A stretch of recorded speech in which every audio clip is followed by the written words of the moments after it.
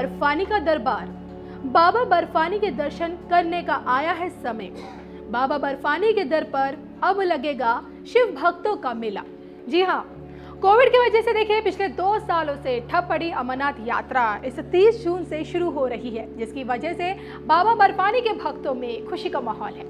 इस धरा पर आपको भगवान शिव शंकर के 12 ज्योतिर्लिंगों से लेकर अनेकों धाम मिल जाएंगे, लेकिन हिमालय की गोद में कश्मीर की पहाड़ियों पर बर्फ से ढकी एक गुफा में एक ऐसे इकलौते स्वयंभू शिवलिंग के दर्शन होते हैं जिसका आकार चंद्रमा की रोशनी से तय होता है। बाबा बर्फानी श्रावण शुक्ल पक्ष की पूर्णिमा तक अपने संपूर्ण आकार में होते हैं, फिर उसके बाद अमावस्या तक आते आते यही आकार घट जाता है। यूँ तो देखिए बाबा बर्फानी और अमरनाथ गुफा से जुड़ी कई मान्यता हैं, लेकिन क्या आप जानते हैं दुनिया के सामने इस पवित्र गुफा को लाने वाला शख्स कोई हिंदू नहीं बल्कि एक मुसलमान था, जिनका नाम बूटा मलिक बताया जाता है। आज भी अमरनाथ धाम में चढ़ने वाली धनराशि का एक हिस्सा बूटा मलिक के वंशज को जाता है। अब आप इसे चमत्कार कहें या फिर अजूबा, साल में जब एक बार बाबा बर्फानी अपने हिम शिवलिंग के रूप में अपने भक्तों को दर्शन देते हैं तो उनका आकार करीब 10 फीट ऊंचा होता है। कुदरती शिवलिंग ठोस बर्फ से बना होता है, जबकि गुफा में केवल कच्ची ही बर्फ रहती है जो हाथ में रखते ही पिघल जाती है। यहाँ बाबा बर्फानी, माता पार्वती और भगवान श्री गणेश संग विराजते हैं और इनके दर्शन भी शिवलिंग रूप में भक्तों को होते हैं। पहलगाम से होते हुए चंदनवाड़ी, पिस्सू घाटी, शेषनाग झील, पंचतरणी और फिर बालटाल मार्ग, अमरनाथ की यही लंबी यात्रा कर बाबा के भक्त जब अमरनाथ गुफा पहुंचते हैं तो बाबा बर्फानी की सिर्फ एक झलक पाकर न सिर्फ उनकी थकान पल भर में दूर हो जाती है बल्कि हमेशा के लिए धन्य हो जाते हैं। ऐसे में इस बार की अमरनाथ यात्रा क्यों है सबसे ज्यादा खास? इस बार भक्तों के लिए लंगर व्यवस्था से लेकर सभी प्रकार की मूलभूत सुविधाएं मुहैया कराई गई हैं। ये जानने के लिए देखिए हमारी ये खास रिपोर्ट। बाबा बर्फानी के भक्त अपने आराध्य देवता के दर्शन के लिए बेताब हैं।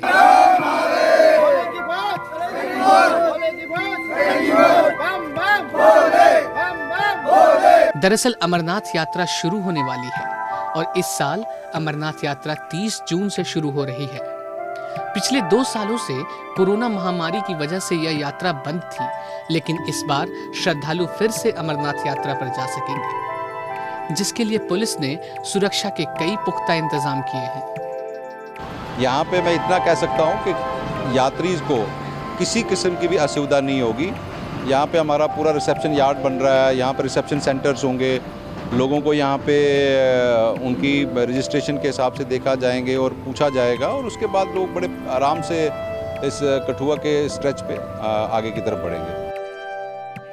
शिव भक्तों के लिए अमरनाथ यात्रा का बहुत महत्व है। अमरनाथ यात्रा गर्मियों में कुछ ही दिनों के लिए खुलती है। समुद्र तल से 12,756 फीट की ऊंचाई पर स्थित अमरनाथ जी की गुफा ज्यादातर समय बर्फ की चादर ओढ़े रहती है।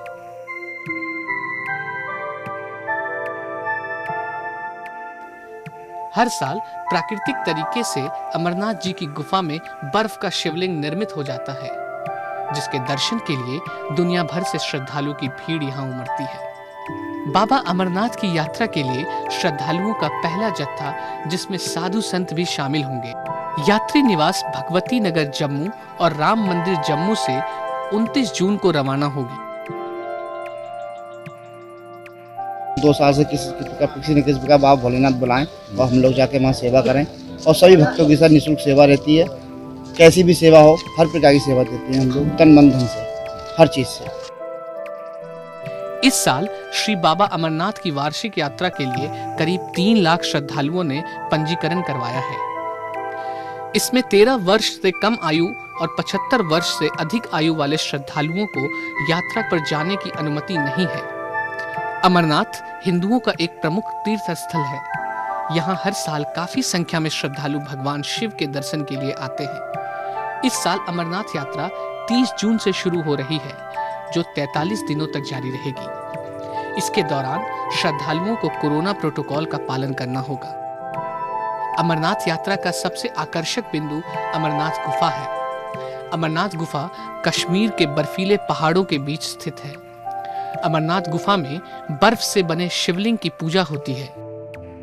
इस गुफा को भगवान शिव के प्रमुख धार्मिक स्थलों में से एक माना जाता है। अमरनाथ गुफा से जुड़ी कई रोचक कहानियां हैं। मान्यता है कि भगवान शिव ने अमरनाथ गुफा में ही मां पार्वती को अमरता का मंत्र सुनाया था। यही वजह है कि हिंदू धर्म में अमरनाथ गुफा का इतना अधिक महत्व माना जाता है। हिंदू मान्यता के अनुसार किसी को भी अमर कथा सुनने की इजाजत नहीं थी, इसलिए भगवान शिव ने मां पार्वती को कथा सुनाने से पहले सभी को त्याग दिया था, ताकि कोई और अमर कथा ना सुन पाए। कहते हैं जब भगवान शिव माता पार्वती को अमृतत्व की कथा सुना रहे थे तो वहां पर एक शुक अर्थात तोता और 2 कबूतर का एक जोड़ा भी मौजूद था, जिन्होंने माता पार्वती संग अमरता की ये कथा सुनी।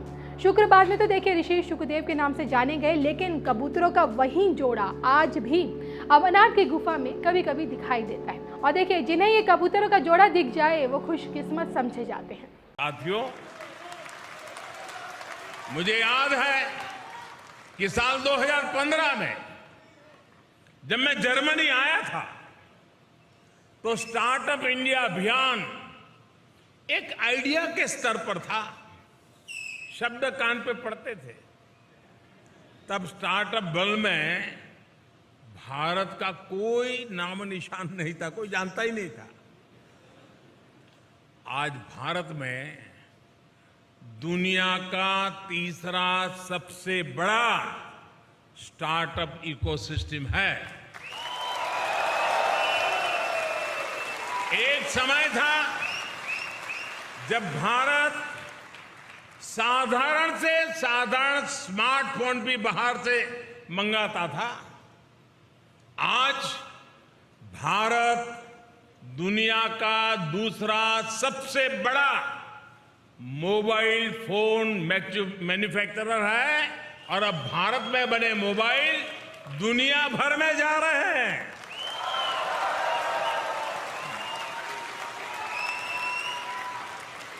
सात आठ साल पहले जब मैं आप जैसे साथियों से चर्चा करता था तो हमारी बायोटेक इकोनॉमी $10 बिलियन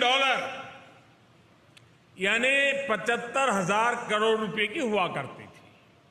आज ये 8 गुना अधिक बढ़कर $80 बिलियन यानी 6 लाख करोड़ रुपए को पार कर चुकी है।